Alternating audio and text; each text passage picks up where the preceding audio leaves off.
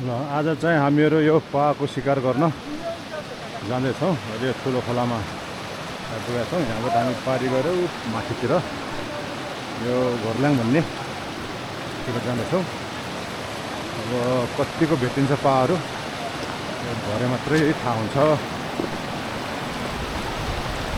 चाहिँ हाम्रो लुगुम गाउँको खोला, लुगुम खोला। पाको शिकार गर्ने क्रममा अहिले हामीहरू यो जान लागेको घोर्ल्याङ खोलामा आइपुगेका छौँ। चाहिँ गुराँसहरू पनि अलिअलि रहेछ। हामी चाहिँ अब यहाँबाट माथितिर जान्छौँ। यही खोलै खोल कति पर्ने हो मारिने हो थाहा छैन। दुईजना भदैहरू सामान र सबै लिएर आउनुभएको छ। कता आगो कता हान्दा थिए आज हामीहरू यो के अरे पाको शिकारमा के अरे यो घोर्ल्याङ खोलामा आइपुगेका छौँ। यहाँ चाहिँ मेरो दुईजना साथीहरू चाहिँ यहाँ भदैहरू हुनुहुन्छ। यहाँ के अरे पा के को शिकार गर्नमा एक्सपर्ट हो है। यहाँ कति मार्ने हो घरिमा त थाहा हुन्छ। तर यहाँ चाहिँ यहाँ धेरै मान्छेहरूले घरिघरि के अरे मारेर त्यति साह्रो भेटिँदैन होला। तैपनि अलिअलि चाहिँ भेटिन्छ कि भन्ने आशा गरेका छौँ। अब यस्तो गर्दा यहाँ एउटा त्यहाँ चाहिँ अब खोतल छन्, भेट्यो भने त्यहाँ भेटेला, नभेटे चाहिँ हामी माथि जान्छौँ। त्यो पाको शिकार पनि सजिलो छैन। त्यसो गरेर त्यहाँ अलिक पानी सुकाएर हो त्यस्तोतिर यहाँ कुर हुन्छ। कुर भनेको दुलोहरू, त्यो दुलोतिर चाहिँ पाहरू बसेको हुन्छ। त्यो चाहिँ अब निकालेर खोतलेर निकाल्ने हो।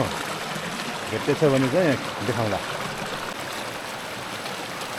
यहाँ यस्तो गरेर यहाँ त पुरा यो दहमा अलिकति पानी सुकाएर चाहिँ हाम्रो कामदार भएले कुरतिर भर्दै हुनुहुन्छ।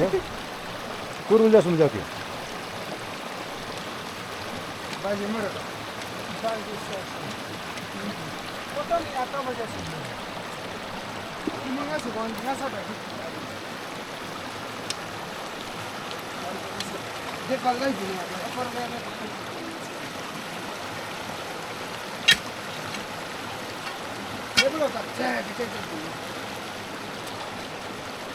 ಅದೆಲ್ಲ ಜಿಂಗೊಳ್ಳೋದಿಲ್ಲ ಅದು ಮಾಡ್ಕೊಳ್ಳಿ। यसरी गल लगाएर ढुङ्गा र हल्लाएर निकाल्ने गर्दछन्। त्यसो गरेपछि यहाँ तल चाहिँ पावर छ भने बाहिर निस्किन्छ। आखान सजिलो छैन।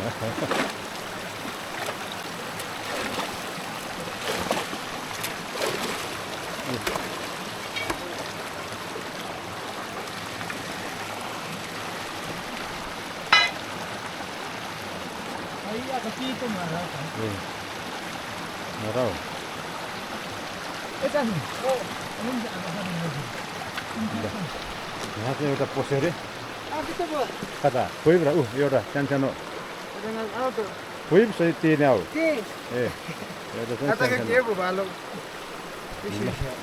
एउटा चाहिँ भेटाउनु भयो। यो हाम्रो फर्स्ट आजको पहिलो शिकार। यहाँ एउटै निकै ठुलो यो पा भेट्यो। यो चाहिँ कत्त पाको छोरा अरे थारे अब गाउँ रे थैली लीजिए हो है सर मजाले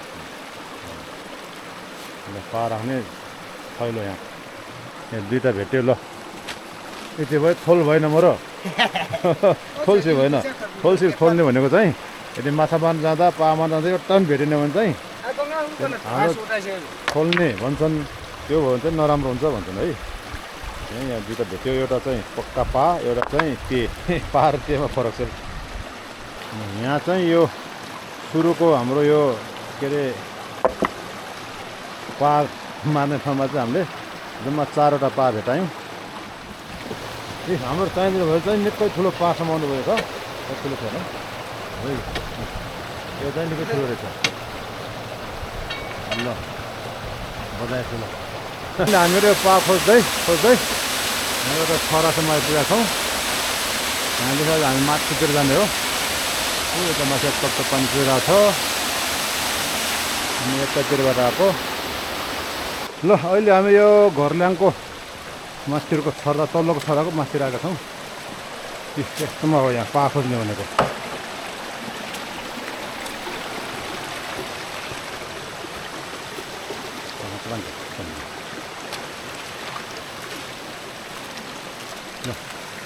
यस्तो अँध्यारो छ दिउँसो है। यो चाहिँ हाम्रो घरल्याङ खोलाको तल्लोको छराको माथि त्यहाँ बडा मुस्किलले निस्क्यौँ। छ यस्तोतिर पा खोज्ने, सबैतिर पा खोजेर ढुङ्गाहरू पल्टाएर यता बाँकी छैन खोज्नेहरूको। लोट्ला है लोट्ला पायो है।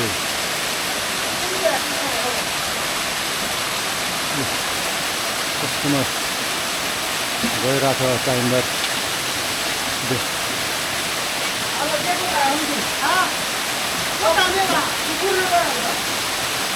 कदरको तान्ने के कदरको तान्ने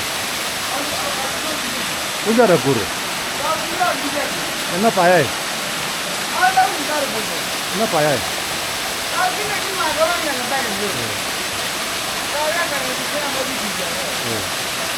ल यस्तो चाहिँदो यहाँ कस्तो अफारखेरि अफारमा हिँड्दैछ है। त्यहाँ नर सिल्दा पादा नर नसिल्सियाने लो नि त।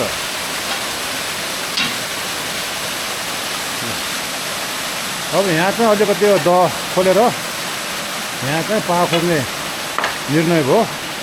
अहिले यो दको पानी सुकाउने क्रममा हाम्रो दुईजना भदैले यहाँ पानी के अरे ठुलो काटेर यहाँ दको पानी ड्रेन गर्दै हुन्छ, सुकाउँदै हुन्छ। अहिले पानी दको पनि कम्ती भएको छ किनभने अघि चाहिँ यो यहाँको दुईवटा ढुङ्गा छेउ ढुङ्गा पानी भित्र थियो, पानी बाहिर भएको छ। र त्यहाँ के अरे सुक्खा गरेपछि त्यतिको ढुङ्गाहरू किन काट्दै चाहिँ पा खोज्ने चलन छ। भेट्ने हो कि नभेट्ने हो त्यो थाहा छैन, थाहा हुन्छ। ल खै भनेर यो धर्मबाटले गएर समाउनु भयो। यहाँ समाउनु खै त देखाउनु त अच्छा हुन्छ समाउनु भयो। अलि चाहिँ अँध्यारो छ यहाँ हेर्दाखेरि हाम्रो पहिलो पा यहाँको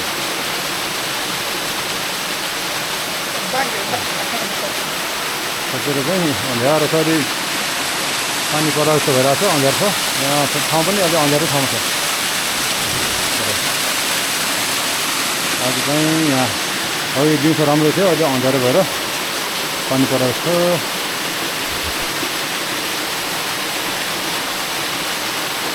सानो समाउनु त्यो बच्चा खै अझ खै थाहा छ कि खै कता छ अब पुगिन्छ र पुगिन्छ त्यो आऊ त्यो र त्यो चाहिँ के भनेको सानो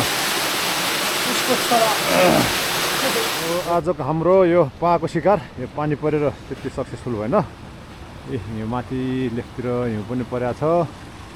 यो के अरे समाउँदै 2-3 घन्टा चाहिँ पानी परेर हामी त्यत्तिकै बस्यौँ। र अहिले चाहिँ हामी यहाँ यो नरिबाङ डाँडामा आएर घरतिर फर्किँदैछौँ।